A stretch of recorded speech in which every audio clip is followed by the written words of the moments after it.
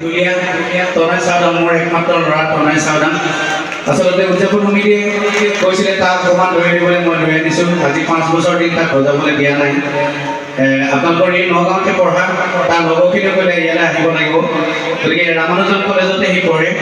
গতিকে তাকো মই আজি লৈ আনিলোঁ এয়া তনয় চাওদাং তাক আপোনালোকে ঢোলটো বজাবলৈ মানে আশীৰ্বাদ দিলে অসমৰ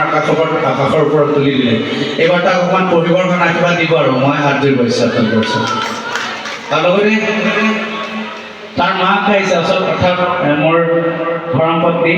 মোৰ মেনেজাৰ চেনেজাৰ গোটেইখিনি তাই আৰু মোৰ লগত থকা এয়া মনশ্ৰী চাওদাং একেলগে আমি গোটেই তিনিটাই আহিছোঁ আজি নগাঁও বিহুলৈ আৰু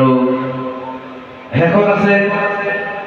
নেপথ্যত কেইজনমান মানুহ থাকে যিকেইজন নহ'লে নহয় আচলতে চাউণ্ড চলাই আছে লাইটিং কৰি আছে আমাৰ ডেকাসকলে ইমান ধুনীয়াকৈ লাইটিং কৰিছে ভাল লাগিছে লাইটিং আৰু চাউণ্ড দুটা চাউণ্ড আছে ইয়াত এটা মৰাণৰ পৰা আহিছে সৰু মৰাণৰ পৰা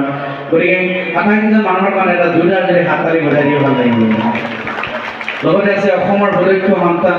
চাউণ্ড ইঞ্জিনিয়াৰ আছে আমাৰ লগত ঠিকাহে থাকে সি মুনীন গগৈ মুনীন অকণমান হাত লাগি দিয়ে আপোনালোকৰ মাজত থাকে যিজন নহ'লে নহয় আৰু লগতে আছে বিতুপন ক'ত আছে বিতুপন গোহাঁই ক'ত আছে বিতুপনৰ কাৰণে এটা জোৰদাৰ হাত তালি এতিয়া মই আকৌ দুটা গীত গাবৰ কাৰণে আকৌ পুনৰ আহিম আপোনালোকৰ মঞ্চলৈ